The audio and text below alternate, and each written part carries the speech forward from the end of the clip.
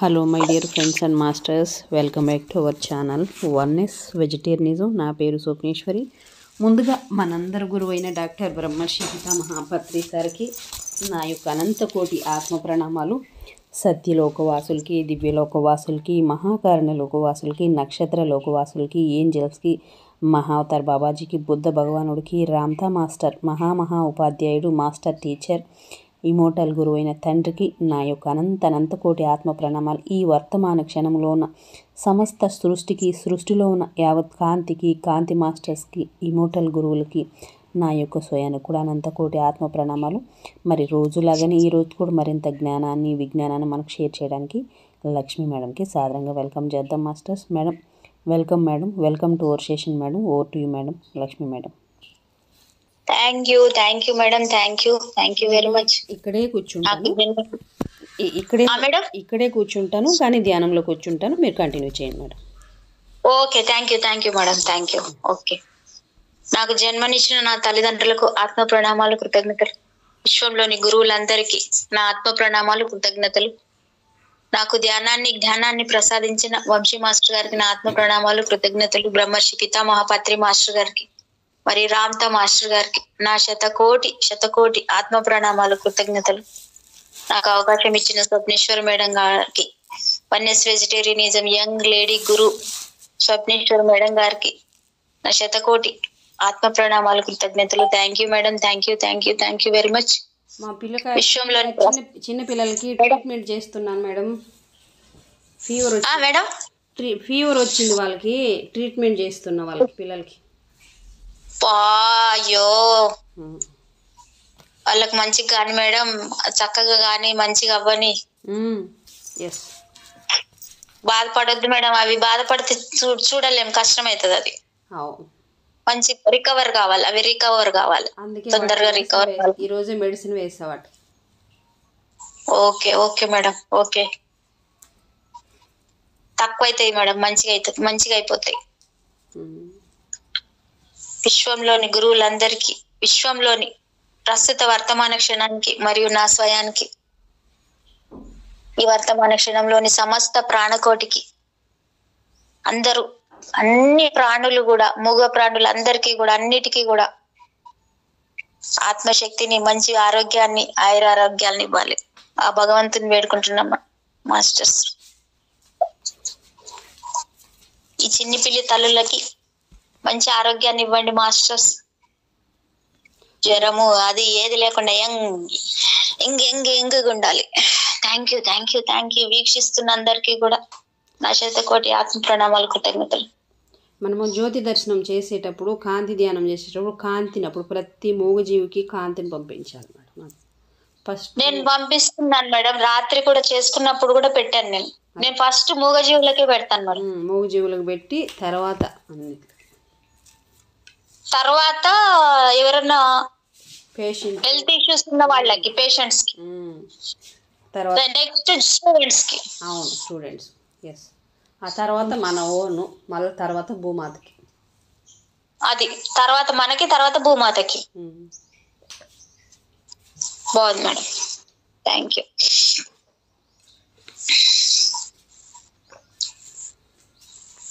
మీరు అంటున్నారు నాలో నేను, ఈ మనం చదువుకోబోయే బుక్ మాస్టర్ చెప్పలేదు, పూర్ణ పురుషుడు. అయ్యే బాబా, ఇదేంటి పేరే గుర్తుండట్లేదు నాకు.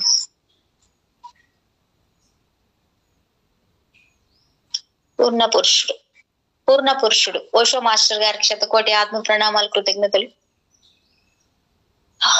ఇందులో భాగంగా బాయ్ ఫ్రెండ్. మీరు అంటున్నారు నాలో నేను విధ్వంసకర శక్తిని గమనించాను, మరి నేను దానిని ఏదో విధంగా ఆస్వాదించానని నేను భావించాను. ప్రతి వారిలోనూ విధ్వంసకర శక్తి ఉంటుంది, ఎందుకంటే శక్తి దాని మానాన దాన్ని వదిలేస్తే అది విధ్వంసకరంగానే ఉండి తీరుతుంది.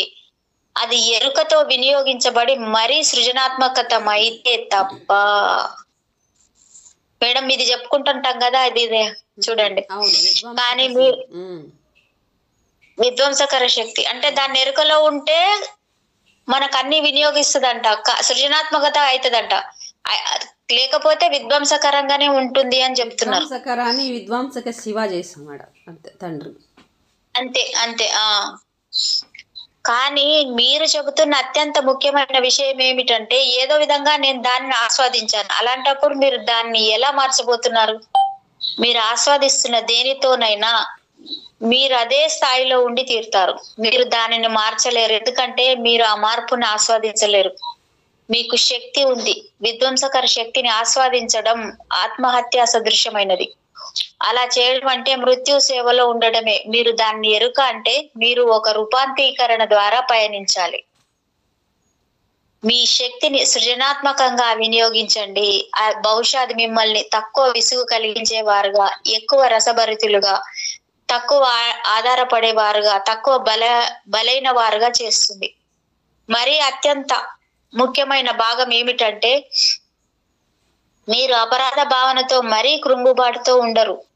ఏ సృజనాత్మక వ్యక్తి కృంగుబాటు మరి అపరాధ భావనలతో ఉండడు. తన సృజనాత్మక చర్యల ద్వారా విశ్వంలో అతని భాగస్వామ్యం అతనిని అపారమైన సంతృప్తి గలవాడిగా చేస్తుంది.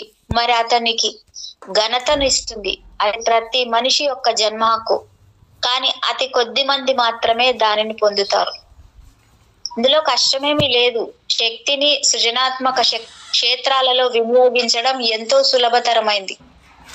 చిత్రించండి, తోట పని చెయ్యండి, సుమాలను విరబోయించండి, కవిత్వం రాయండి, నృత్యం చెయ్యండి, సంగీతం నేర్చుకోండి. మీ విధ్వంసకర శక్తిని సృజనాత్మక శక్తిగా పరివర్తనం చేయగలది ఏదైనా నేర్చుకోండి. అప్పుడు మీరు అస్తిత్వం పట్ల ఆగ్రహంతో ఉండరు, లేదా జీవితానికి ప్రతికూలంగా ఉండరు. మీరు కృతజ్ఞతతో ఉంటారు. ఒక సృజనాత్మక వ్యక్తి జీవితానికి, ప్రేమకు వ్యతిరేకంగా ఎలా ఉండగలడు? అది అసాధ్యం. అది ఎన్నడూ జరగలేదు. సృజనాత్మకం కాని వారు మాత్రమే ప్రతి దానికి ప్రతికూలంగా ఉంటారు. అంటే మనలో మనము సృజనాత్మక ఏదో ఒకటి, ఏదో దాని పట్ల దాన్ని వెలికి తీస్తూ ఉండాలి. మీ వనిత మీ జీవితానికి ఎంతో ప్రాముఖ్యత గల ప్రశ్నలు లేవనెత్తింది. అత్యంత సులభమైన మార్గం ఏమిటంటే గర్ల్ ఫ్రెండ్ మార్చేయడం. కానీ నా సూచన ఏమిటంటే మీ గర్ల్ ఫ్రెండ్ మీకు నిశ్చయంగా ఒక స్నేహితురాలు. ఆమె చెప్పిందంతా పూర్తిగా నిష్కపటమైనది, మరి ప్రామాణికమైనది. ఆమెకు కృతజ్ఞులై ఉండండి. మరి విషయాలను పరివర్తించడం ప్రారంభించండి. మీ గర్ల్ ఫ్రెండ్ మిమ్మల్ని రసభూరితులుగా, ఆసక్తికరమైన వారుగా అంగీకరించిన రోజు మీ జీవితంలో ఒక గొప్ప రోజు అవుతుంది. కనుక పిరికి వారుగా ఉండకండి. మరి కేవలం ఈ గర్ల్ ఫ్రెండ్ మీ మనసులో సమస్యను సృష్టిస్తుందని మీరు మరొక గర్ల్ ఫ్రెండ్ ఎలా కనుగొనాలనుకుంటారని గర్ల్ ఫ్రెండ్స్ మోసకండి. మీరు అత్యంత కరుణామయులైన అమ్మాయిని కనుగొనడం మీ అదృష్టం. మీ తదుపరి ఎంపిక అత్యంత కష్టతరమైనదవుతుంది. ఆమె మీకు పూర్తి అపరాధ భావనను, మరి అనర్హులమనే భావనను కలిగిస్తుంది. ఎందుకంటే అనర్హులుగా ఉండడానికి మీరు ఏం చేశారు? విసుగు కలిగించని వారుగా ఉండడానికి మీరు ఏం చేశారు? మీ స్వతంత్రతను ప్రకటించుకోవడానికి మీరు ఏం చేశారు? బలిపశువుగా ఉండకపోవడానికి మీరు ఏం చేశారు?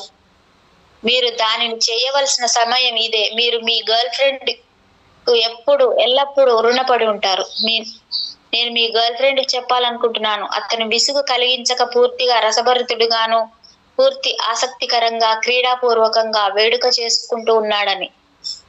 మీకు సంతృప్తి కలిగే వరకు ఇతనిని కొడుతూనే ఉండండి. జీవన పదంలో ఎక్కడో మీరు అతనిని కోల్పోవచ్చు, కానీ మరో మహిళ ఎవరికో మీరు అతనిని తయారు చేసి ఉంటారు. లేదంటే అతను ఇప్పుడు ఉన్న విధంగా అతను ఎందరో మహిళలను హింసించబోతున్నాడు, మరి తనను తాను హింసించుకోబోతున్నాడు. నెక్స్ట్ పాయింట్, భర్త. 3 పిల్లలు మరి ఒక వివాహిత పురుషుడి జీవితంలో ఉండే అన్ని సమస్యలు ఉన్న ఒక వివాహితుడిని నేను నా భార్య నిరంతరం నా పీక మీద ఉంటుంది. మేము కేవలం పిల్లల కోసమే కలిసి ఉంటున్నాం. లేదంటే ప్రతి క్షణం ఒక దుస్వప్నమే. నేను నరకాగ్నిని తప్పించుకోగల అవకాశం ఏదైనా ఉందా? నేను మీకు ఒక కథ చెబుతాను. ఒక వ్యక్తిని కపటంతో ధనాన్ని పొందాడు. అదే నేరారోపణతో ఆర్కాన్సాస్ రాష్ట్ర న్యాయమూర్తి ముందు నిందితుడిగా హాజరుపరిచారు. న్యాయమూర్తి అతని వైపు సాలోచనగా చూశాడు. నీ పేరు జిమ్ మురేనా అని అడిగారు. అవును సార్. చెరసాలలో సుదీర్ఘకాలం శిక్షకు పాత్రుడయ్యే నేరం నీపై ఆరోపించబడింది. దీనికి ఏమంటావు? అవును సార్. నువ్వు ఆ నేరాన్ని చేశావా? ఆ మనిషి పెడదరంగా భుజాలను సరిచేసుకున్నాడు. చేశాను. నువ్వు నన్ను క్షమాభిక్ష కోరుతున్నావా? లేదు సార్. న్యాయమూర్తి భయంకరంగా నవ్వాడు. గత 2 ఏళ్లలో నువ్వు ఎన్నో పెద్ద సమస్యలతో సతమతం అయ్యావా? అవును. నువ్వు మరణించే ఉంటే బాగుండేదని నువ్వు తరచుగా కోరుకున్నావా? అవును. దయ చూపండి యువర్ ఆనర్. నిన్ను ఆర్కాన్సాస్ నుంచి దూరంగా తీసుకుపోగలిగినంత ధనాన్ని దొంగిలించాలని నువ్వు కోరుకున్నావా? సరిగ్గా చెప్పారు న్యాయమూర్తి. నువ్వు దుకాణంలోకి అడుగు పెట్టగానే ఒక వ్యక్తి వచ్చి నిన్ను కాల్చిపారేస్తే ధన్యవాదాలు సార్ అని నువ్వు అనేవాడివా? ఎందుకు? అవును, నేను అనేవాడిని. కానీ న్యాయమూర్తి, నా గురించి ఇన్ని విషయాలు మీరు ఎలా తెలుసుకోగలిగారు? కొంతకాలం క్రితం చెప్పాడు న్యాయమూర్తి గంభీరంగా. నేను నా భార్యకు విడాకులు ఇచ్చాను. తర్వాత కొద్ది కాలానికి నువ్వు ఆమెను పెళ్ళాడావు. ఫలితం నిస్సంశయమైంది. నేను నిన్ను విడిచిపెడుతున్నాను. ఇదిగో ఈ $50 నోటు తీసుకో. నువ్వు తగినంత వేదనను అనుభవించావు. మీరు నరకం గురించి దిగులు పడవలసిన అవసరం లేదు. మీరు తగినంత వేదన అనుభవించారు. మీరు ఇప్పటికీ దానిలో ఉన్నారు. మీరు కేవలం స్వర్గానికే వెళ్ళగలరు, ఎందుకంటే ఇంకేమీ మిగిలి లేదు. బ్రహ్మచారులు నరకానికి వెళ్ళవచ్చు, కానీ మీరు కాదు. మీకు తగినంత వేదనను అనుభవించారు. బ్రహ్మచారులకు వేదన యొక్క కొద్దిపాటి రుచి అవసరం కావచ్చు, కానీ మీకు కాదు. వాస్తవానికి మరెక్కడో నరకం అన్నది లేదు, మరి స్వర్గము లేదు. నరకం ఇక్కడే ఉంది, స్వర్గం ఇక్కడే ఉంది. స్వర్గం మరి నరకం అనేవి మీరు ఉన్న స్థితి యొక్క విధానాలే. అవి మీ జీవన విధానాలు. జీవితం సమస్తం ఒక ఆశీర్వాదంగా పరిణమించే విధంగా మీరు జీవించవచ్చు, కానీ కేవలం మీ భార్య పైన బాధ్యతనంతా తోసేస్తూ పోకండి. మొట్టమొదట ఆమెను ఎంపిక చేసుకున్నది మీరే. నిరంతరం మీ పీకల మీదే ఉండే భార్యను మీరు ఎందుకు ఎంపిక చేసుకున్నారు? మీరు విడాకులు పొందితే అదే రకమైన మరో స్త్రీని మీరు మళ్ళీ ఎంపిక చేసుకోరని మీరు అనుకుంటున్నారా? మీరు మానసిక విశ్లేషకులను అడిగితే మీరు మళ్ళీ అదే రకమైన స్త్రీని ఎంపిక చేసుకుంటారని వారు చెప్తారు. మీకు అది అవసరమైనది. అది మీ స్వంత ఎంపిక. మీరు దైన్యం లేకుండా జీవించలేరు. మీ భార్య దైన్యాన్ని సృష్టిస్తుంది అని మీరు అనుకుంటున్నారా? అది ఎందుకంటే మీరు దైన్యంలో జీవించాలని కోరుకుంటున్నారు. అందువలనే మీరు ఈ వనితను ఎంపిక చేసుకుంటారు. మీరు మీ పురాతన మనస్సును సంపూర్ణంగా విసర్జిస్తే తప్ప మీరు అదే రకమైన స్త్రీ పట్ల మాత్రమే ఆకర్షితులవుతారు. మన స్వంత మనుషులు తప్ప మార్పు చెందడానికి లేదా రూపాంతరం చెందడానికి మరో మార్గం లేదు. మీరు ఈ వనితకు విడాకులు ఇస్తే విషయాలు సరవుతాయని మీరు భావిస్తూ ఉండవచ్చు. మీరు పూర్తిగా తప్పు. మీకు మానవ మనస్తత్వం గురించి ఒక ముక్క కూడా తెలియదు. మీరు మళ్ళీ చిక్కుకుపోతారు. మీరు మళ్ళీ ఒక స్త్రీ కోసం అన్వేషిస్తారు. మీరు ఈ స్త్రీని ఎంతగానో కోల్పోతారు. ఆమె మిమ్మల్ని కోల్పోతుంది. మీరు ఆమెను కోల్పోతారు. మీరు మళ్ళీ అదే విధమైన మనిషిని కనుగొంటారు. మీరు కేవలం అదే రకమైన వ్యక్తి పట్ల ఆకర్షితులవుతారు. మీ మనసును గమనించండి. తర్వాత దోషం కేవలం ఆమెది మాత్రం కాదు, మీరు కూడా ఆమె పట్ల ఏదైనా చేస్తుండవచ్చు. ఇది మీ వివరణ మాత్రమే. ఆమె వివరణ నాకు తెలియదు. ఆమెను గురించిన మీ వివరణను నేను పూర్తిగా అంగీకరిస్తే అది ఆమె పట్ల పక్షపాతమే అవుతుంది. మీరు 50% సరికావచ్చు, కానీ మిగిలిన 50% మాట ఏమిటి? మీరు అగ్నికి ఆజ్యం పోస్తుండవచ్చు. మరి జీవితం అంత అసహ్యకరంగా ఉన్నప్పుడు మీరు 3 పిల్లలకు ఎందుకు జన్మనిచ్చారు? దానికి బాధ్యులు ఎవరు? మీరు 3 ఆత్మలను మీ కుటుంబం అనే అసహ్యకర ప్రపంచంలోనికి మీరు జీవిస్తున్న దుస్వప్నంలోకి ఎందుకు తీసుకువచ్చారు? ఎందుకు మీరు మీ పిల్లల పట్ల ఏ మాత్రం ప్రేమను కలిగి ఉండలేరా? తాము ఏం చేస్తున్నారో అని ఆలోచించకుండానే ప్రజలు పునరుత్పత్తి చేస్తూ పోతారు. మీ జీవితం అంతటి నరకంగా ఉంటే కనీసం మీ పిల్లలు మీ దైన్యపు వలలో చిక్కుకోకుండా మీరు నిరోధించగలిగి ఉండేవారు. మీరు వారిని కాపాడగలిగి ఉండేవారు. ఇప్పుడు ఆ ముగ్గురు పిల్లలు మీరు మరీ మీ భార్య లాంటి 2 వ్యక్తుల చేత పెంచబడుతున్నారు. వారు మీ నుంచి మార్గాలను మరి సాధనాలను నేర్చుకుంటారు. మరి వారు మిమ్మల్ని ప్రపంచంలో స్థిరపరుస్తారు. మీరు వెళ్ళిపోయిన తర్వాత మీరు ప్రపంచంలో నరకాన్ని ఇంకా సృష్టిస్తూనే ఉంటారు. ఆ పిల్లలు స్థిరపరుస్తారు. వారు మీ మూర్ఖమైన జీవన విధానాలను, దైన్యపు జీవన విధానాలను కొనసాగిస్తూనే ఉంటారు. ఇప్పుడు మీ అబ్బాయి మీ భార్య లాంటి స్త్రీనే కనుగొంటాడు. ఇంకెవరు? ఎందుకంటే అతనికి కేవలం ఈ స్త్రీ మాత్రమే తెలుసు. అతను తన తల్లిని ప్రేమిస్తాడు. అతను ఎప్పుడు ఒక స్త్రీతో ప్రేమలో పడినా దాని అర్థం ఆ స్త్రీ అతని తల్లిని జ్ఞాపకం చేస్తుంది. ఇప్పుడు మళ్ళీ అదే ఆట ఆడబడుతుంది. బహుశా మీరు మీ తల్లికి అనుగుణంగా మీ భార్యను ఎంపిక చేసుకున్నారు. మీ తండ్రి మరి మీ తల్లి మీరు ఆడుతున్న ఆటనే ఆడి ఉంటారు. మరి మీ పిల్లలు ఆడే రీతిని, అదే మనస్తత్వాన్ని స్థిరపరుస్తారు. ఆ విధంగానే దైన్యాలు విడవకుండా ఉంటాయి. కనీసం ఈ ముగ్గురు పిల్లల జీవితాలు మీరు కాపాడి ఉండేవారు. మరి మీరు మానవాళి భవిష్యత్తును కాపాడి ఉండేవారు.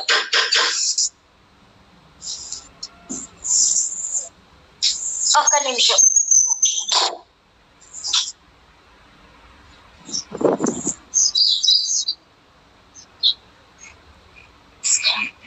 ప్రసాదాలు సో 1 minute క్లాస్ లో ఉన్నాను.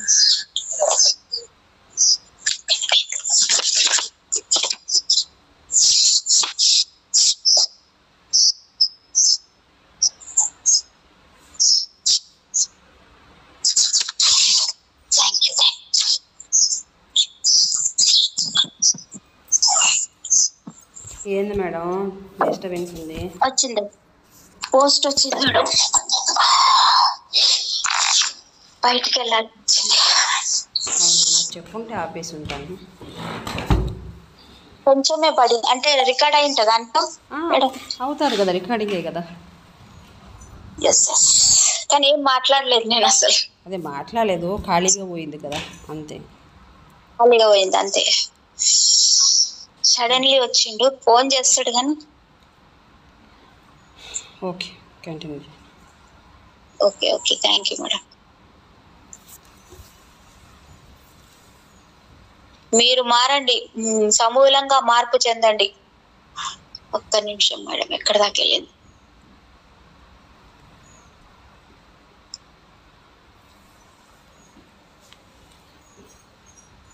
మరి సాధనాలను నేర్చుకుంటారు. మరి వారు మిమ్మల్ని ప్రపంచంలో స్థిరపరుస్తారు. మీరు వెళ్ళిపోయిన తర్వాత మీరు ప్రపంచంలో నరకాన్ని ఇంకా సృష్టిస్తూనే ఉంటారు. ఆ పిల్లలు స్థిరపరుస్తారు. వారు మీ మూర్ఖమైన జీవన విధానాలను, దైన్యపు జీవన విధానాలను కొనసాగిస్తూనే ఉంటారు. ఇప్పుడు మీ అబ్బాయి మీ భార్య లాంటి స్త్రీనే కనుగొంటాడు. ఇంకెవరు? ఎందుకంటే అతనికి కేవలం ఈ స్త్రీ మాత్రమే తెలుసు. అతను తన తల్లిని ప్రేమిస్తాడు. అతను ఎప్పుడు ఒక స్త్రీతో ప్రేమలో పడినా దాని అర్థం ఆ స్త్రీ అతని తల్లిని జ్ఞాపకం చేస్తుంది. ఇప్పుడు మళ్ళీ అదే ఆట ఆడబడుతుంది. బహుశా మీరు మీ తల్లికి అనుగుణంగా మీ భార్యను ఎంపిక చేసుకున్నారు. మీ తండ్రి మరి మీ తల్లి మీరు ఆడుతున్న ఆటనే ఆడి ఉంటారు.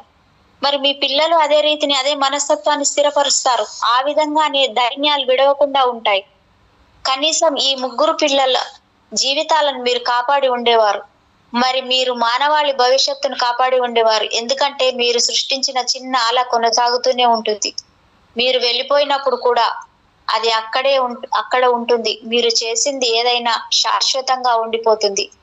జీవన సాగరంలో మీరు సృష్టిస్తున్న అలలు ఏవైనా ఉండిపోతాయి. మీరు మాయమైపోతారు. అది ఒక నిశ్చల సరోవరంలోకి రాయి విసరడం లాంటిది. ఆ రాయి సరోవరం లోతుల్లోకి చేరుతుంది, మాయమైపోతుంది, అడుగుకు చేరి అక్కడ విశ్రమిస్తుంది. కానీ సృష్టించబడిన అలలు అవి తీరాల వైపు పరుచుకుంటూనే ఉంటాయి. మరి జీవన సాగరానికి తీరాలు అనేవి తెలియదు కనుక ఈ తరంగాలు కొనసాగుతూనే ఉంటాయి.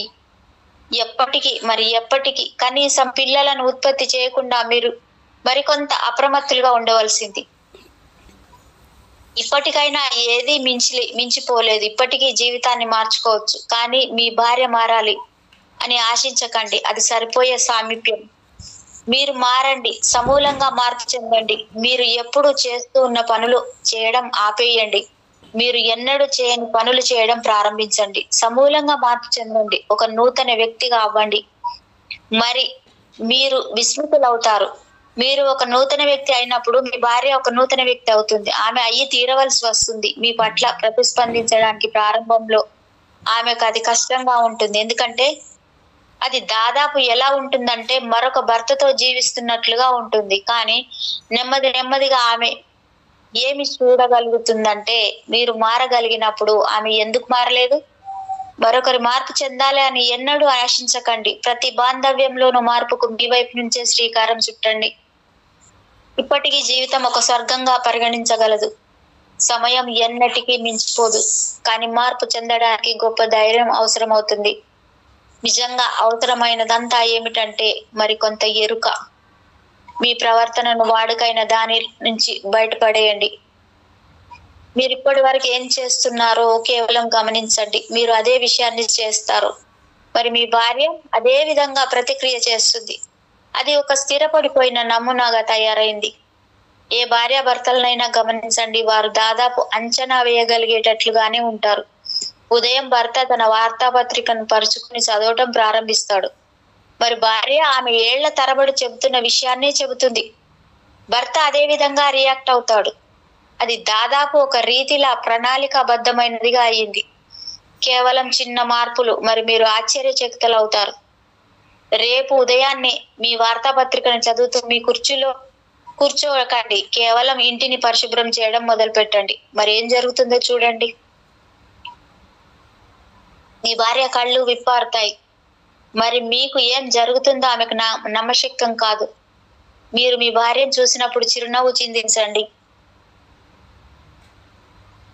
ఆలింగనం చేసుకోండి. ఆమె ఎలా వెనుకంజ వేస్తుందో చూడండి.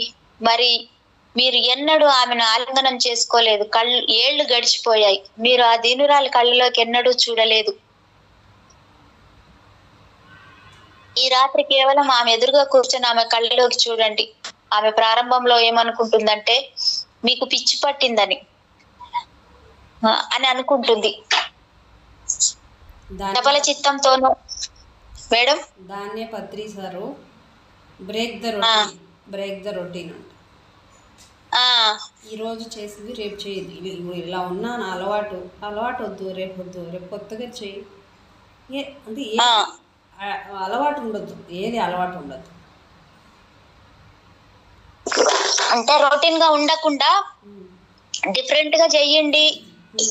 అంటే ఒకటే టైప్ అదే చెప్తారు కదా. ఇప్పుడు నిజంగానే పత్రిసారి చెప్పింది కూడా విన్నాను మేడం. నిజంగా రొటీన్ ఉండొద్దు. అంటే అవతల వ్యక్తి మారుతారు కదా, మనం మారాలి కానీ అవతల వ్యక్తిని మారమని చెప్పడానికి లేదు కదా మేడం. ఇది అదే చెప్తున్నారు. శ్రీకారం మీ నుండే మొదలు పెట్టాలంటే పేపర్ చదువుకుంటూ కూర్చొని కాఫీ తెచ్చిస్తే తాగడం అది రొటీన్ అయిపోద్ది. అదే ఆమెకు హెల్ప్ చేస్తే ఆమె చిత్రంగా చూస్తుంది కదా. పిచ్చి పట్టింది మీరు ఓషో చపల చిత్తంతోనే లేదా మరి ఇంకా వేరే విధంగా తయారయ్యారని. కానీ దిగులు పడకండి, కేవలం ఆమె చేతిని పట్టుకోండి. మరి పరమానందంతో ఓలలాడండి. మీరు అలా ఉండలేకపోతే కనీసం నటించండి, పరమానందంగా ఉండండి. కొన్నిసార్లు ఏం జరుగుతుందంటే మీరు నటించడం ప్రారంభించినట్లయితే అది సంభవించడమే మొదలవుతుంది. బాబోయ్, ఏ కారణం లేకుండా నవ్వడం ప్రారంభించండి. మరి గమనించండి, మీ దీనురాలైన వనితకు గుండెపోటు రావచ్చు. మీరు ఆమె చేయి పట్టుకోవడం లేదు. ఎంతకాలం అయిందో మీరు జ్ఞాపకం ఉందా? మీరు ఆమెను ఉదయపు వ్యావిహాలకి వాకింగ్ ఎక్కడికైనా తీసుకెళ్లారా? లేదా చంద్రుడు నిండుగా ఉన్నప్పుడు రాత్రి వేళ నక్షత్రాల కింద ఆమెను నడకను తీసుకెళ్లారా? ఆమె కూడా ఒక మనిషే కదా, ఆమెకు కూడా ప్రేమ కావాలి. కానీ ప్రత్యేకించి భారతదేశంలో ప్రజలు స్త్రీలను వాడుకుంటూ పోతారు. కేవలం వారు కేవలం సేవకులు మాత్రమే అయినట్లు. వారి పని అంతా పిల్లల సంరక్షణ, మరి వంటగదికి, మరి ఇంటిని చూసుకోవడంతోనే కూడి ఉంటుంది.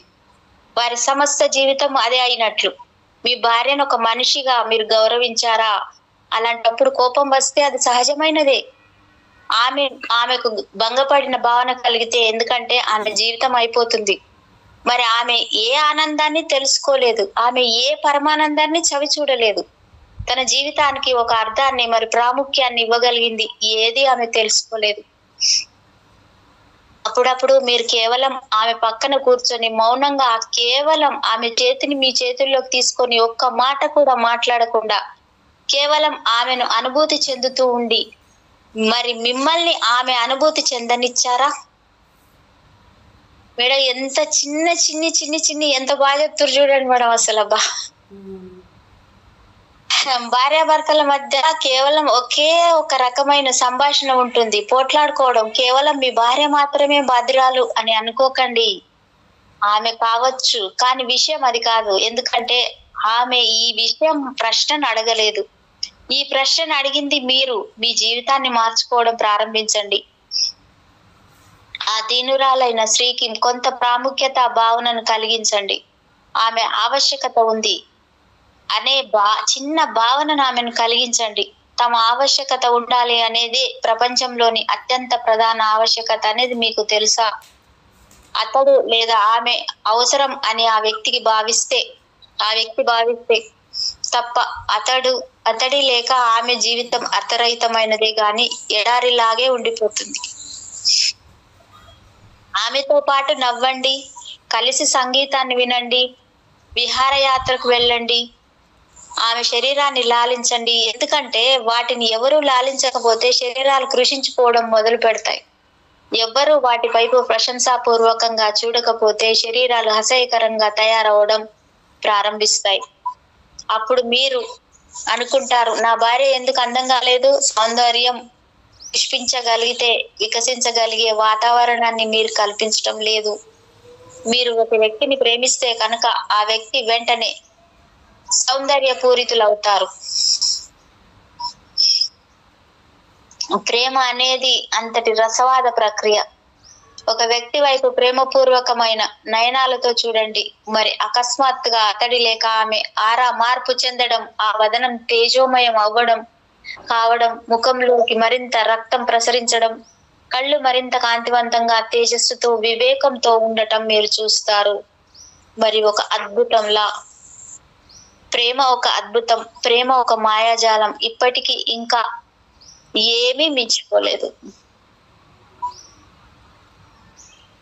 ఎవరైనా తమ భార్యను సంతోషంగా ఉంచడానికి ఆవశ్యకమైన విషయాలేమిటి? నాకు భార్యల గురించి పెద్దగా తెలియదు. నేను ఒక అవివాహిత వ్యక్తిని. మీరు ఒక సరికాని వ్యక్తిని ఈ ప్రశ్న అడుగుతున్నారు. కానీ నేను ఎందరో భార్యలను మరి ఎందరో భర్తలను గమనిస్తున్నాను కనుక ఇది నా అనుభవం కాదు, కేవలం నా అభిప్రాయమే. ఎవరైనా తమ భార్యను సంతోషంగా ఉంచగలగడానికి ఆవశ్యకమైన 2 విషయాలు ఉన్నాయి. మొదటిది, ఆమె చెప్పింది జరుగుతుంది అని ఆమెను అనుకోనివ్వండి. మరి రెండవది, ఆమె చెప్పిందే జరగనివ్వండి. యునైస్ ఒక సరికొత్త మింగ్ కోట్ తో ఇంటికి వచ్చింది. నువ్వు అది ఎక్కడ సంపాదించావు అడిగాడు ఆమె భర్త బెర్నీ. నేను దానిని చీట్లలో గెలుపొందాను ఆమె జవాబిచ్చింది. ఆ మర్నాటి రాత్రి యునైస్ ఒక అందమైన వజ్రాల బ్రాస్లెట్ తో లోపలికి వచ్చింది. అది ఎక్కడి నుంచి వచ్చింది అడిగాడు బెర్నీ. నేను దాన్ని చీట్లలో గెలుపొందాను చెప్పింది యునైస్. నేను ఈ రాత్రి మరొక చీట్ల పార్టీకి వెళ్తున్నాను. మరి రేపు నేను హడావుడిలో ఉన్నాను. నా స్నానానికి ఏర్పాట్లు చేసి పెడతావా? బెర్నీ చెప్పబడిన విధంగానే చేశాడు. కానీ యునైస్ స్నానం చేయడానికి లోపలికి వచ్చినప్పుడు టబ్బులో కేవలం అరంగుళం మాత్రమే నీళ్లు ఉండడం చూసింది. బెర్నీ అడిగింది, నువ్వు టబ్బు ఎందుకు నింపలేదు డార్లింగ్ అని అతను జవాబిచ్చాడు. నువ్వు నీ చీట్ల టికెట్లను తడుపుతూ ఉండాలని నేను అనుకున్నాను. వావ్.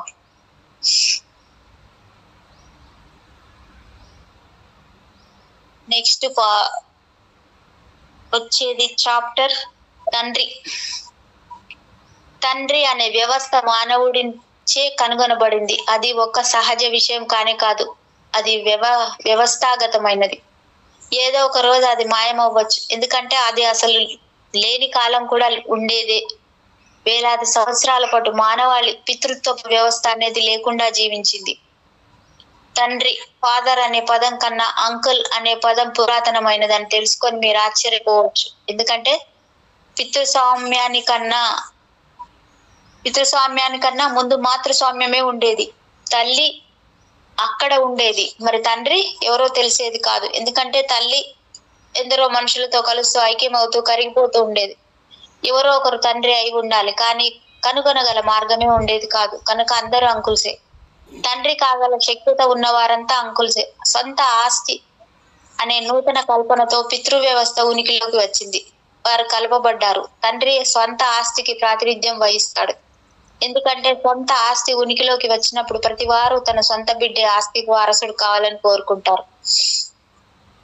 నేను ఇక్కడ ఉండను, కానీ నాలోని ఒక భాగం నా ఆస్తిని వారసత్వంగా పొందాలి. సొంత ఆస్తి మొదట వచ్చింది, దాని తర్వాత తండ్రి వచ్చాడు. బిడ్డ నా సొంతమే అన్న పూర్తి నిశ్చయంతో ఉండడానికి వివాహానికి పూర్వం స్త్రీ పూర్తిగా ఒక కన్యగా ఉండి తీరాలనే భావన దాదాపు ప్రపంచంలోని అన్ని సమాజాలలోనూ వ్యాపించింది. లేదంటే నిర్ణయించడం కష్టం. ఆమె వివాహం చేసుకున్నప్పుడు ఆమె అప్పటికే శిశువుని మోస్తూ ఉండవచ్చు. ఆమె అప్పటికే గర్భవతి అయి ఉండవచ్చు. అప్పుడు శిశువు మరెవరి వాడు అవుతాడు? మరి అతను ఆస్తికి వారసుడు అవుతాడు. నా ఆస్తికి వారసుడు కాబోతున్నది నా బిడ్డే అనేది ధ్రువపరచుకోవడానికి స్త్రీలపై కన్యాత్వం విధించబడింది. తండ్రిని సృష్టించింది, కుటుంబాన్ని సృష్టించింది, స్త్రీపై పురుషుడు యాజమాన్యత్వాన్ని కలిగి ఉండడాన్ని సృష్టించింది సొంత ఆస్తి అనే ఈ మొత్తం భావనే. తండ్రి లేని సొంత ఆస్తి అనేది లేని కాలం అనేది ఒకప్పుడు ఉన్నట్లయితే, సొంత ఆస్తి అనేది లేని రోజు వచ్చి తీరుతుంది. తండ్రి మాయమైపోతాడు. స్త్రీ ఒక తల్లి అయితే తప్ప ఆమె సంపూర్ణం కాదు అని హిందువులు చెబుతూ వస్తున్నారు. అదే పురుషుడి విషయంలో నిజం కాదు. పురుషుడు ఒక తండ్రి అయితే తప్ప అతను పరిపూర్ణుడు కాదని ఎవరూ చెప్పరు. తండ్రి కావడం అనేది కాకతాళీయమైనది కాకపోవచ్చు, అది మౌలికమైనదేవి కాదు. పురుషుడు తండ్రి కాకుండా ఏది కోల్పోకుండా ఉండగలడు, కానీ స్త్రీ దేనినో కోల్పోతుంది. ఎందుకంటే ఆమె సృజనాత్మకత అంతా, ఆమె సమస్త ధర్మం ఆమె ఒక తల్లి అయినప్పుడే వస్తుంది.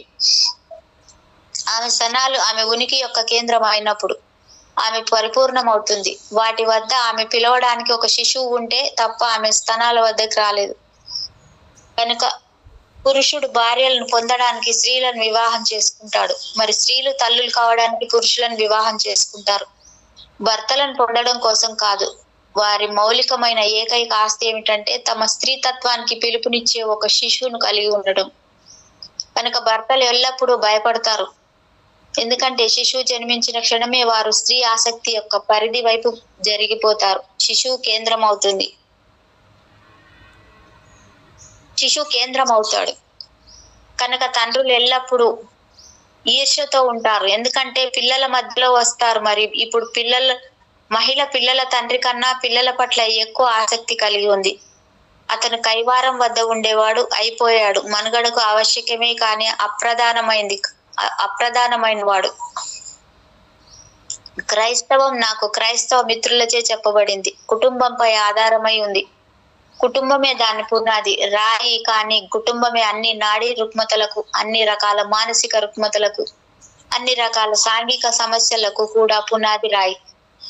జాతులు, దేశాలు మరియు యుద్ధాలకు కూడా పునాది అదే. కుటుంబాన్ని అవగాహన చేసుకోవాలి. దానికి భవిష్యత్తు లేదు. ఇప్పటికీ అదే దాని ఉపయోగం. దాన్ని అవసరాన్ని మించి ఉనికిలో ఉంది. కానీ మనం శిక్షణనివ్వబడ్డాం. కేవలం క్రైస్తవులే కాదు, ప్రతి ఒక్కరూ ప్రపంచానికి కుటుంబం గొప్ప తోడ్పాటును అందించింది అని వాస్తవం సంపూర్ణంగా విభిన్నమైనది. నేను ఒక అంశం తర్వాత ఇంకొక అంశం వివరంగా చెప్పాలి. ఎందుకంటే కుటుంబం యొక్క సమస్య అతి గంభీరమైన సమస్యలలో ఒకటి. మొదటి విషయం, కుటుంబం ఒక చెరసాల. అది పిల్లలను, భార్యను నియంత్రణలో ఉంచాలని అనుకుంటుంది. అది అత్యంత బిగుతైన వ్యక్తుల సమూహం. మరి వారు ఈ చెరసాలను పవిత్రమైనదిగా చేశారు, కానీ ఫలితాలు అత్యంత అసహ్యకరంగా ఉన్నాయి. అన్ని రకాల చెరలు ఆధ్యాత్మిక అభివృద్ధిని నిరోధిస్తాయి. మీరు ఏమనుకుంటున్నారు? బుద్ధుడు ప్రపంచాన్ని ఎందుకు త్యజించాడు? మహావీరుడు ప్రపంచాన్ని ఎందుకు త్యజించాడు? వాస్తవానికి వారు ప్రపంచాన్ని త్యజించలేదు, వారు కేవలం కుటుంబాన్ని త్యజించారు. ఇంతకు ముందు ఎప్పుడు ఇది చెప్పలేదు, ఎందుకంటే మీరు ప్రపంచాన్ని ఎలా త్యజించగలరు? మీరు ఎక్కడ ఉన్నా ప్రపంచం అక్కడ ఉంది. మీరు కేవలం కుటుంబాన్ని త్యజించగలరు. కానీ అన్ని మత గ్రంథాలు, క్రైస్తవ గ్రంథాలతో సహా నిరంతరం ప్రజలకు అబద్ధం చెబుతున్నాయి. వారు ప్రపంచాన్ని త్యజించడం గురించి మాట్లాడతారు. ఈ వ్యక్తులు అందరూ కుటుంబాన్ని త్యజిస్తున్నారు అనే వాస్తవం నుంచి అది పూర్తిగా మీ దృష్టిని మరల్చుతుంది. ఎందుకంటే కుటుంబం ఎలాంటిదంటే వారు దాని లోపల అభివృద్ధి చెందలేకపోయారు. కుటుంబం తన దురభిమానాల ప్రకారం ఒక శిశువుకు శిక్షణ ఇస్తుంది. మీరు ఒక క్రైస్తవ కుటుంబంలో జన్మిస్తే కనుక మీరు నిరంతరంగా క్రైస్తవానికి శిక్షణ ఇవ్వబడతారు. మరి మీ శిక్షణ తప్పు కావచ్చు. మీ శిక్షణ మిమ్మల్ని అతీతానికి వెళ్ళడం నుంచి నిరోధిస్తుండవచ్చు అని మీరు అనుమానించరు. క్రైస్తవం మరి ఇతర మతాలు అన్ని ప్రజల మనసులను గందరగోళం చేస్తూ పోతాయి. విశ్వసించడం మరి తెలుసుకోవడానికి మధ్య వ్యత్యాసాన్ని వారు ఎన్నడూ చూడలేదు. ఒక అంధుడు కాంతిని విశ్వసించవచ్చు, కానీ అది సహాయకరం కాబోవడం లేదు. కాంతిని చూడడానికి ఎవరికైనా కళ్ళు అవసరం. ఏమైనా ఉందా? కళ్ళు అవసరం ఏదైనా ఉందా? మీరు కాంతిని విశ్వసిస్తారా? మీరు చంద్రుడిని విశ్వసిస్తారా? మీరు నక్షత్రాలను విశ్వసిస్తారా? మీకు తెలుసు అంతే. విశ్వాసం అనే ప్రశ్నే లేదు. కల్పితమైన వాటికి, అబద్ధాలకు మాత్రమే విశ్వాసం అవసరం, సత్యానికి కాదు. అన్ని విశ్వాస నరణులు ఆధ్యాత్మికతను ఆటంకాలే. మృత్యు క్రైస్తవం ప్రకారం నిషిద్ధమైనది. మీరు దాని గురించి మాట్లాడకూడదు. మృత్యు నిషిద్ధం, మరి జీవితం కూడా నిషిద్ధమైనది. మీరు దానిని జీవించకూడదు. మృత్యు గురించి మీరు మాట్లాడకూడదు, మరి జీవితాన్ని మీరు జీవించకూడదు. వారు మీకు ఏ ప్రత్యామ్నాయాన్ని మిగల్చరు. మీరు జీవించను లేరు, మీరు మరణించను లేరు. వారు మిమ్మల్ని మధ్యలో వేళ్లాడుతూ ఉంచుతారు, సగం చచ్చిన వారుగా, సగం బ్రతికున్న వారుగా. ఇది సిజోఫ్రీనియాను సృష్టిస్తుంది. మీరు ఏ విషయంలోనూ సంపూర్ణంగా ఉండడం అనుమతించబడదు. జీవితంలో, మృత్యువులో, ప్రేమలో కేవలం పాక్షికంగానే పాల్పంచుకుంటూ ఉంటారు. పాక్షికంగానే పాల్పంచుకునే మనిషి పూర్తి సజీవమైన వాడు కాదు. అస్తిత్వంలో మీరు ఎంత గాఢంగా మమేకమైతే మీరు జీవితం అంత ప్రగాఢంగా ఉంటుంది. మీరు జీవితంలో, మృత్యువులో, ప్రేమలో, ధ్యానంలో, మీరు చేయాలనుకున్న ఏ రకమైన విషయంలోనైనా, చిత్రలేఖనం, సంగీతం, కవిత్వం, నృత్యం, మీరు పూర్తిగా మమేకమైపోతే, మీరు దానిలో సంపూర్ణంగా మమేకమైతే తప్ప మీరు సర్వోత్కృష్టమైన దాన్ని, అత్యున్నత సుఖాన్ని, అత్యున్నత పరమానందాన్ని ఎన్నటికీ తెలుసుకోలేరు. ప్రజలు కేవలం అత్యల్ప స్థాయి వద్దే జీవిస్తున్నారు. కేవలం మనుగడలో ఉంటూ, లేదా పూర్తి సత్యపూర్వకంగా చెప్పాలంటే కేవలం వృధా కాలక్షేపం చేస్తూ ఉంటారు. కేవలం నిరీక్షిస్తూ మరి వారి జీవితంలో ఏది జరగదు. వారి జీవితంలో ఏ సుమాలు విరబుయ్యవు. వారి జీవితంలో ఏ వేడుకలు సంభవించవు. మరి వారి మృత్యు వారి జీవితం ఉన్నంత అసహ్యకరంగా ఉంటుంది. ఎందుకంటే మృత్యు మీ జీవితం యొక్క చిట్ట చివరి ఉచ్చ స్థితి. మీరు సంపూర్ణంగా జీవిస్తే కనుక మృత్యువే అంతం కాదు. మృత్యు కేవలం ఒక అంకం, శాశ్వత జీవితంలోని చిన్న అంకం మాత్రమే. మీరు ఎన్నిసార్లు మరణించారు, కానీ మీరు ఎన్నడూ సంపూర్ణంగా జీవించకపోవడం వలన మృత్యు సమయంలో మీరు స్పృహను కోల్పోయారు. ఆ భయం మిమ్మల్ని కోమాలోకి తీసుకెళ్ళింది. అందువలనే మీకు మీ గత జన్మల జ్ఞాపకం లేవు. ఎందుకంటే గత జన్మలు మరి వాటి స్మృతికి మధ్య కోమా ఒక అడ్డంకిలా నిలుస్తుంది.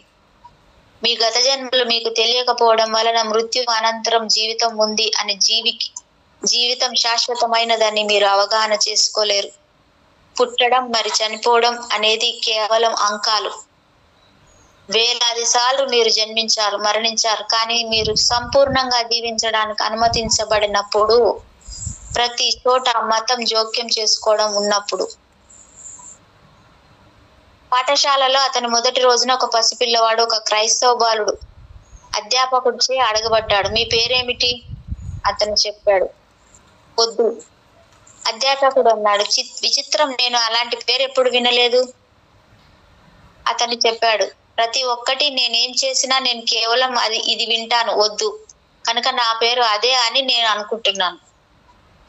కానీ క్రైస్తవం సమస్తం ప్రతి వారికి అదే చేస్తుంది, జీవితాన్ని నిరాకరించే మతం. మరి అది ఆనందంగా జీవించడానికి మిమ్మల్ని అనుమతించలేదు. మరి కుటుంబమే దాని మూలం. ఎందుకంటే నిస్సంశయంగా ఆ శిక్షణ కుటుంబం నుంచే మొదలవుతుంది. క్రైస్తవం ఏమి చెప్తుంది అంటే అది కుటుంబం పైన ఆధారితమై ఉంది.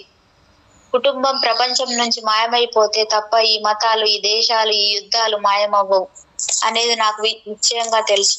ఎందుకంటే అవి అన్ని కుటుంబం మీద ఆధారపడి ఉన్నాయి. మీరు ఒక హిందూ అని, మరి హిందూ మతమే అన్నిటికన్నా ఉత్తమమైన మతం అని, ఇతర మతాలన్నీ పైవన్నీ కుటుంబం మీకు బోధిస్తుంది. క్రైస్తవం పిల్లలకు శిక్షణనివ్వడం కొనసాగిస్తుంది. మీరు కేవలం యేసుక్రీస్తు ద్వారానే రక్షింపబడతారు. వేరే ఎవరు మిమ్మల్ని కాపాడలేరు. ఇతర మతాలన్నీ కేవలం నీతి బోధనలే, ఉపరితలం పైనున్నవే. అవి నీకు సహాయం చేయబోవడం లేదు. మరి ఒక శిశువుకు స్తన్యంతో పాటు నిరంతరం అన్ని రకాల మూఢ నమ్మకాలను రంగరిస్తే దైవం మరి పవిత్రాత్మ ఏకైక దైవ కుమారుడు యేసు స్వర్గం మరి నరకం. పిల్లలు తేలికగా హాని పొందగలిగిన స్థితిలో ఉంటారు. ఎందుకంటే వారు ఏది వ్రాయబడని పలకలా జన్మిస్తారు. వాటిపై ఏది వ్రాసి ఉండరు. వారి మనస్సులు నిర్మలమైనవి. మీరు కావలసినది ఏదైనా మీరు శిశువుపై వ్రాయవచ్చు. ప్రతి కుటుంబము ఆ నేరాన్ని చేస్తుంది. వారు వ్యక్తిని నాశనం చేసి బానిసను సృష్టిస్తారు. విధేయత సద్గుణం. ఆ విధేయత అనేది అసలైన పాపం.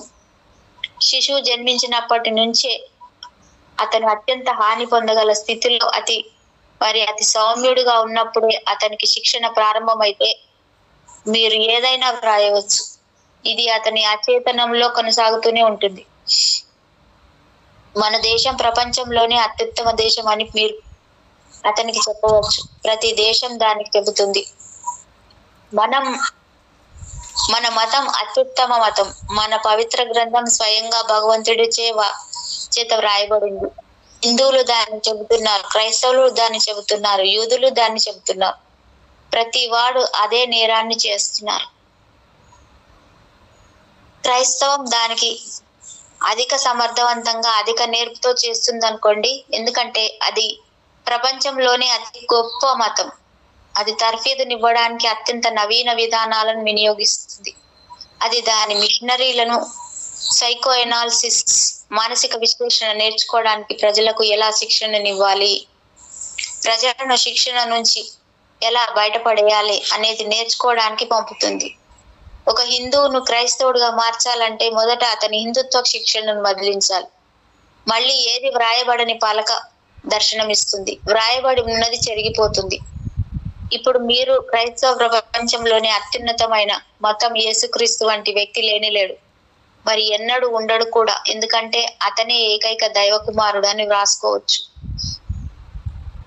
అన్ని యుద్ధాలు కుటుంబంపైనే ఆధారపడి ఉన్నాయి. దేశాన్ని రక్షించడానికి, దేశ గౌరవం మర్యాదల్ని కాపాడటానికి మీరు సైన్యానికి కనీసం ఒక కుమారుడినైనా ఇచ్చి తోడ్పడడం అనేది గతంలో అనేక దేశాలలో ఒక సాంప్రదాయంగా ఉండేది.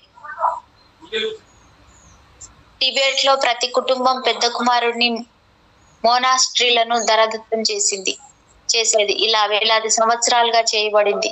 పిల్లలేదో మీరు దారాదత్తం చేయగల వస్తువులు మాత్రమే అయినట్లు. పిల్లలంటే అర్థం మీరు దానం చేయగలిగిన ధనమేదో అయినట్లు. ఇది ప్రపంచాన్ని అనేక శిబిరాలుగా విభజించింది. మతం వలన, రాజకీయాల వలన, జాతీయత వలన, జాతుల వలన అవన్నీ కుటుంబం పైన ఆధారపడి ఉంటాయి. మానవాళి యొక్క వేలాది గాయాలకు మూల కారణం కుటుంబమే. కుటుంబం మీకు ఆశయాలను ఇస్తుంది. అది మీకు కోరికలను ఇస్తుంది. అది మీరు విజయులవ్వాలనే ఆకాంక్షనిస్తుంది. మరి ఈ విషయాలన్నీ ఆందోళనకు, వ్యాకులతను సృష్టిస్తాయి. ఎవరైనా ఎలా సుప్రసిద్ధులు కాగలరు? కుటుంబం మీరు ప్రసిద్ధులు కావాలని అనుకుంటుంది. మీరు ప్రపంచవ్యాప్తంగా గుర్తింపు పొందాలని కుటుంబం కోరుకుంటుంది. మీరు అత్యంత సంపన్న వ్యక్తి కావాలని కుటుంబం కోరుకుంటుంది. కుటుంబం మీరు దేశానికి అధ్యక్షులు కావాలని కోరుకుంటుంది. ఈ ఆశయాలన్నీ నిరంతరం పరితాపం మరి వేదనలలో ఉండే మనస్సును సృష్టిస్తున్నాయి అనేది తెలియని కుటుంబం ఈ ఆశయాలను కల్పిస్తుంది. కేవలం ఒక్క వ్యక్తి మాత్రమే దేశానికి అధ్యక్షుడిగా ఉండగలడు. భారతదేశంలోని మిగిలిన 900 మిలియన్ ప్రజల మాట ఏమిటి? వారంతా విఫలమైన వారు. అది అసహ్యకరమైన పరిస్థితి. తాము వైఫల్యాలమని, విజయం సాధించలేకపోయామని, ఇతరుల కన్నా హీనులమనే భావనలో ప్రజలను ఉంచడం. అన్ని రోగ లక్షణాలకు కుటుంబమే పునాది. కుటుంబం యొక్క స్థానం కమ్యూన్ చేత భర్త చేయబడిన ప్రపంచాన్ని నేను ప్రేమిస్తాను. మానసిక పరంగా ఒక కమ్యూన్ను కలిగి ఉండడం అనేది అత్యంత ఆరోగ్యకరమైనది. అక్కడ పిల్లలు తమ తల్లిదండ్రుల ఆధీనత్వంలో ఉండరు. వారు కమ్యూన్ కు చెందుతారు. అక్కడ పిల్లలకు కేవలం తల్లిదండ్రుల ముద్రలు మాత్రమే అందించబడవు. వారికి కమ్యూన్ లో ఎందరో పిన్నిలు ఉంటారు. కమ్యూన్ లో ఎందరో బాబాయిలు ఉంటారు. కొన్నిసార్లు వారు ఈ కుటుంబంతో, కొన్నిసార్లు ఆ కుటుంబంతో నిద్రిస్తారు. కుటుంబం స్థానాన్ని కమ్యూన్ భర్తీ చేయాలని నేను కోరుకుంటాను. మరి కమ్యూన్ లో వివాహం యొక్క ఆవశ్యకత ఉండదు. నెక్స్ట్, స్నేహితుడు. నా ప్రేమ జీవిత నాటకం ఇప్పుడు హంఫ్రే బోగార్ట్ యొక్క పురాతన లోకోక్తిని ప్రతిఫలిస్తుంది. స్త్రీలు వారితో జీవించడం నరకం, మరి వారు లేకుండా జీవించడం నరకమే. ఏం చేయాలి? ఎవరైనా ఈ నరకం మీదుగా పయనించాల్సి వస్తుంది. ఎవరైనా ఒక స్త్రీతో జీవించడం అనే నరకాన్ని, మరి స్త్రీ లేకుండా జీవించడం అనే నరకాన్ని, రెండింటిని అనుభవించాలి. మరి అది కేవలం స్త్రీ విషయంలో మాత్రమే నిజం కాదు, అది పురుషుల విషయంలోనూ పూర్తిగా నిజమే. కనుక ఒక పురుష దురహంకారి మూర్ఖుడిలా మేల్ చోయినిస్ట్ పిగ్ ఉండకండి. చావినిస్ట్ పిగ్ అంట బాబోయ్. మేల్ చావినిస్ట్ పిగ్ లా ఉండకండి. అది 2 విధాలుగా వర్తిస్తుంది. అది 2 వైపులా పదునైన కత్తి. స్త్రీలు కూడా పురుషులతో కలిసి జీవించడం పట్ల విసుగుతో ఉన్నారు. మరి వారు కూడా తాము ఒంటరిగా జీవించాల్సి వచ్చినప్పుడు భంగపాటుతో ఉంటారు. అది మానవ సందిగ్ధాలలో అత్యంత ప్రధానమైనది. దానిని అవగాహన చేసుకోవాలి. మీరు ఒక స్త్రీ లేకుండా జీవించలేరు. ఎందుకంటే మీతో మీరు ఎలా జీవించాలో మీకు తెలియదు. మీలో తగినంత ధ్యానాత్మకత లేదు. మీతో మీరు జీవించే కళే ధ్యానం. అది అంతకు మించి ఏదీ లేదు.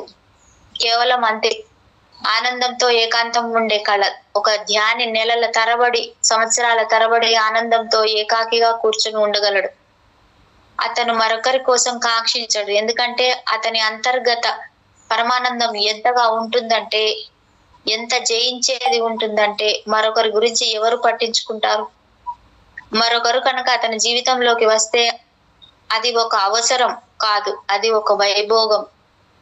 మరి నేను వైభోగాన్ని సమర్థిస్తాను. ఎందుకంటే వైభోగం అంటే భావం. అది ఉంటే గనక దానిని మీరు ఆస్వాదించవచ్చు. మరి అది లేకపోయినా మీరు దానిని ఆస్వాదించవచ్చు. కానీ ఒక అవసరం అనేది కష్టతరమైన దిగ్విషయం. ఉదాహరణకు బ్రెడ్ మరి వెన్న అనేవి అవసరాలు. కానీ తోటలో ఉన్న పువ్వులు ఒక విలాసం. మీరు పువ్వులు లేకపోయినా జీవించగలరు, మీరు మరణించరు. కానీ బ్రెడ్ మరి వెన్న లేకుండా మీరు జీవించలేరు. తనతో తాను జీవించలేని వ్యక్తికి మరొకరు ఒక అవసరం, పూర్తిగా ఒక అవసరం. ఎందుకంటే అతను ఎప్పుడు ఒంటరిగా ఉన్నా అతను తనతో తాను విసుగు చెంది ఉంటాడు. ఎంతగా విసిగిపోయి ఉంటాడంటే మరొకరు ఎవరితోనైనా ఏమైనా వ్యాపకం అతనికి కావాలి. ఎందుకంటే అది ఒక అవసరం, అది ఒక పరాధీనత అవుతుంది. మీరు మరొకరిపై ఆధారపడాలి. అది ఒక పరాధీనత కావటం వలన మీరు ద్వేషిస్తారు, మీరు తిరగబడతారు, మీరు నిరోధిస్తారు. ఎందుకంటే అది ఒక బానిసత్వం. పరాధీనత అనేది ఒక రకమైన బానిసత్వం. మరి ఎవ్వరు ఒక బానిసగా ఉండాలని అనుకోరు. మీరు ఒక స్త్రీని కలుసుకుంటారు, మీరు ఒంటరిగా జీవించలేకపోతున్నారు, ఆ స్త్రీ కూడా ఒంటరిగా జీవించలేకపోతుంది, అందుకే మిమ్మల్ని కలుసుకుంటుంది. ఇద్దరు తమలో తాము విసుగు చెంది ఉన్నారు. మరి ఆ విసుగుదలను వదిలించుకోవడానికి మరొకరు దోహదపడతారని ఇద్దరు అనుకుంటున్నారు. అవును, ప్రారంభంలో అది అలాగే కనిపిస్తుంది, కానీ కేవలం ప్రారంభంలో మాత్రమే. వారు కలిసి స్థిరపడిన తర్వాత విసుగుదలగా నాశనం అవ్వలేదని వారు త్వరలోనే చూస్తున్నారు. అది రెట్టింపు అవడమే కాక హెచ్చించబడుతుంది. ఇక మొదటి వారు తమలో తాము విసుగు చెంది ఉన్నారు. ఇప్పుడు వారు మరొకరితో సైతం విసుగు చెందారు. ఎందుకంటే మీరు మరొకరితో ఎంత సన్నిహితంగా వస్తే అంత ఎక్కువగా మీరు మరొకరిని తెలుసుకుంటారు.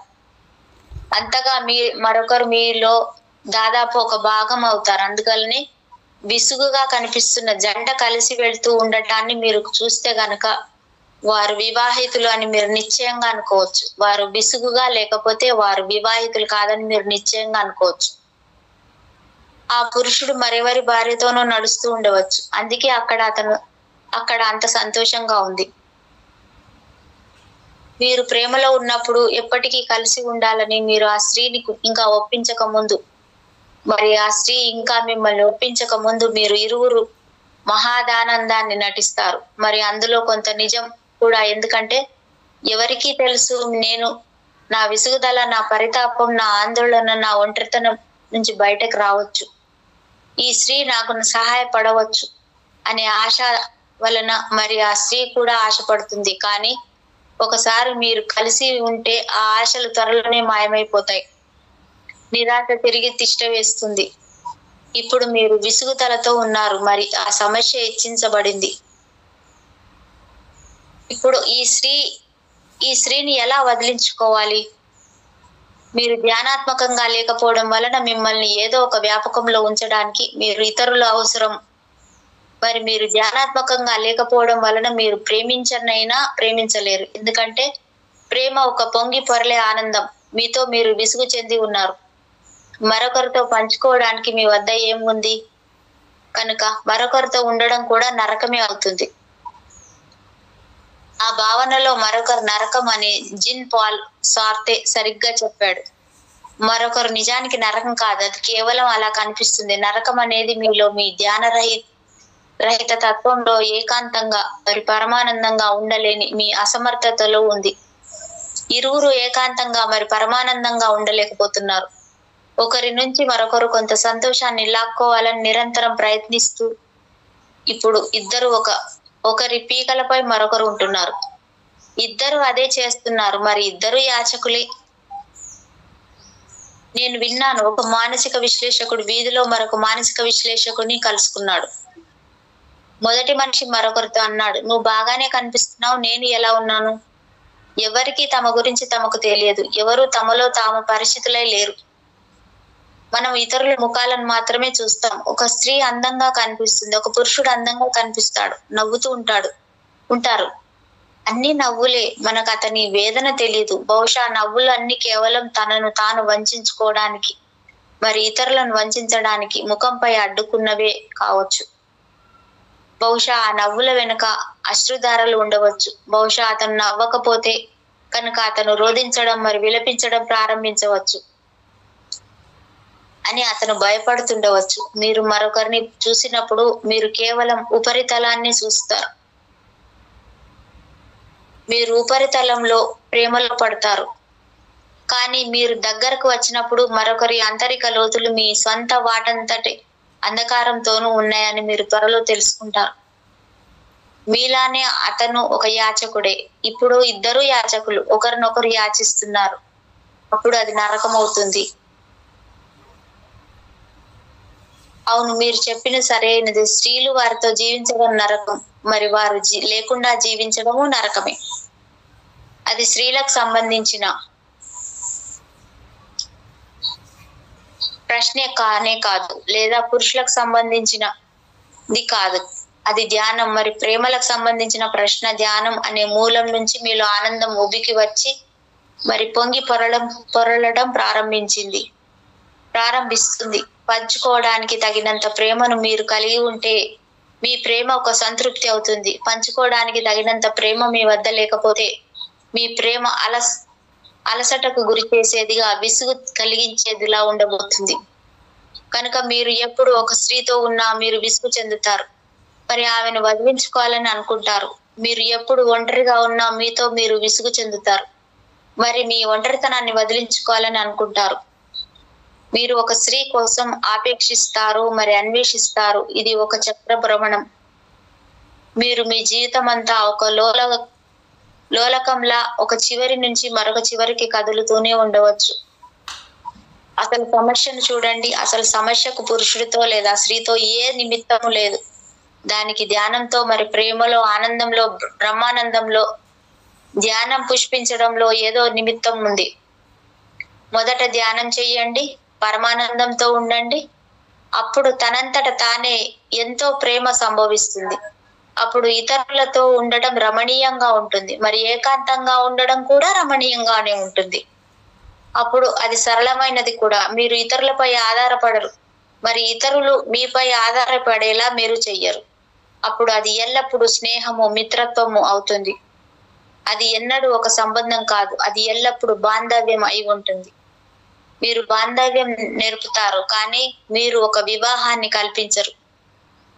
వివాహం భయం నుంచి వస్తుంది, బాంధవ్యం ప్రేమ నుంచి వస్తుంది. మీరు బాంధవ్యం నేర్పుతారు, విషయాలు రమణీయంగా ఉన్నంత వరకు మీరు పంచుకుంటారు. మరి విడిపోవలసిన సమయం వచ్చింది అన్నది మీరు చూసినప్పుడు, ఎందుకంటే ఈ కుడలి వద్ద మీ మార్గాలు వేరవుతాయి. మరొకరు మీకై దానంతటికి మరొకరితో మీరు పంచుకున్న ఆనందాలు, మరి సుఖాలు, మరి మధుర క్షణాలన్నింటి పట్ల గొప్ప కృతజ్ఞతతో మీరు వీడుకోలు చెబుతారు. ఏ దైన్యము లేకుండా, ఏ వేదన లేకుండా మీరు కేవలం విడిపోతారు. ఇరువురు వ్యక్తులు ఎల్లప్పుడూ ఆనందంగా కలిసి ఉండగలరు అని ఎవ్వరూ హామీ ఇవ్వలేరు. ఎందుకంటే మనుషులు మారుతారు. మీరు ఒక స్త్రీని కలిసినప్పుడు ఆమె ఒక వ్యక్తి, మీరు ఒక వ్యక్తి. 10 ఏళ్ల తర్వాత మీరు మరొక వ్యక్తిగా ఉంటారు, ఆమె మరొక వ్యక్తిగా ఉంటుంది. అది ఒక నది లాంటిది. మీరు నిరంతరం ప్రవహిస్తూనే ఉంటుంది. నీరు నిరంతరం ప్రవహిస్తూనే ఉంటుంది. ప్రేమలో పడిన ఆ వ్యక్తులు ఇక అక్కడ లేరు. ఇద్దరూ ఇక అక్కడ లేరు. ఇప్పుడు మీరు నేను వేరెవరి చేతనో ఇవ్వబడిన ఒక నిర్ణీత వాగ్దానాన్ని పట్టుకొని వేలాడుతుండవచ్చు, కానీ దానిని మీరు ఇవ్వలేదు. ఒక నిజమైన అవగాహన గల వ్యక్తికు రేపటి కోసం ఎప్పుడు వాగ్దానం చెయ్యడు. ఈ క్షణానికి అని మాత్రమే అతను అనగలడు. నిజంగా నిష్కపటమైన ఒక వ్యక్తి వాగ్దానమే చేయలేడు. అతను ఎలా వాగ్దానం చేయగలడు? రేపటి గురించి ఎవరికి తెలుసు? రేపు అనేది రావచ్చు, రాకపోవచ్చు. రేపు అనేది రావచ్చు, నేను ఇలాగే ఉండను, నేను ఇలాగే ఉండను,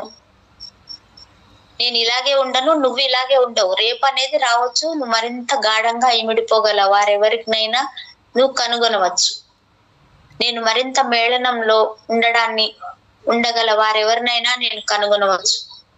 ఈ ప్రపంచం సువిశాలమైనది. దానిని ఈ రోజే ఎందుకు వ్యయం చేసేయాలి?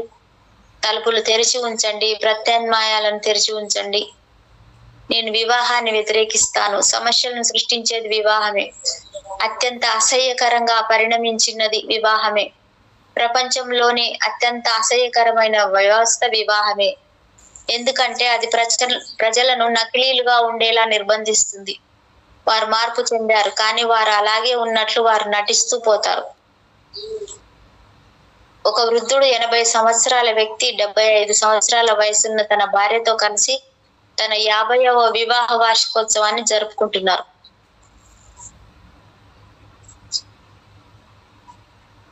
వారు తాము హానిమూన్ కు వెళ్ళిన అదే హిల్ స్టేషన్ కి, అదే హోటల్ కి వెళ్లారు. ఏదో భ్రాంతి. ఇప్పుడు అతను 80 ఏళ్ల వాడు, ఆమె 75. వారు ఇదివరట్లాగే అదే హోటల్లో బుక్ చేసుకొని మరి అదే గదిని తీసుకున్నారు. వారు 50 ఏళ్ల జీవితం, ఆ అందమైన రోజులను తిరిగి జీవించడానికి ప్రయత్నిస్తున్నారు. వారు నిద్రపోతున్నప్పుడు ఆ మహిళ అంది, నువ్వు మర్చిపోయావా మన తొలి రాత్రి నువ్వు నన్ను ముద్దు పెట్టుకున్న విధంగా? నువ్వు నన్ను ముద్దాడబోవడం లేదా? వృద్ధుడు అన్నాడు. ఆ మహిళ అంది, నువ్వు ఎక్కడికి వెళ్తున్నావు అన్నాడు. అతను నవ్వాడు, నేను బాత్రూమ్ నుంచి నా పళ్ళని తెచ్చుకోవడానికి వెళ్తున్నాను. పళ్ళు కట్టుడు పళ్ళు కదా మేడం. ఈ పేర అయ్యిందా మేడం? ఎంత ఉంది ఇప్పుడు చదివే పేర? ఈ పేర కంప్లీట్ అయింది ఇప్పటికి. అదే నేను బాత్రూమ్ కి వెళ్ళి నా పళ్ళని తెచ్చుకోవడానికి వెళ్తున్నా అని చెప్పి అతను బాత్రూమ్ కి వెళ్ళిపోయాడు భర్త. ఓకే, కొంచెం రెస్ట్ ఇద్దాం బాత్రూంలో. మళ్ళీ ఇప్పుడే బాత్రూమ్ నుంచి బయటకు రమ్మనుకోవద్దు. రేపు వచ్చి పళ్ళని పెట్టుకొని ముద్దు పెట్టుకుంటాడు మేడం. అంతే అంతే. Okay okay, thank you madam, thank you.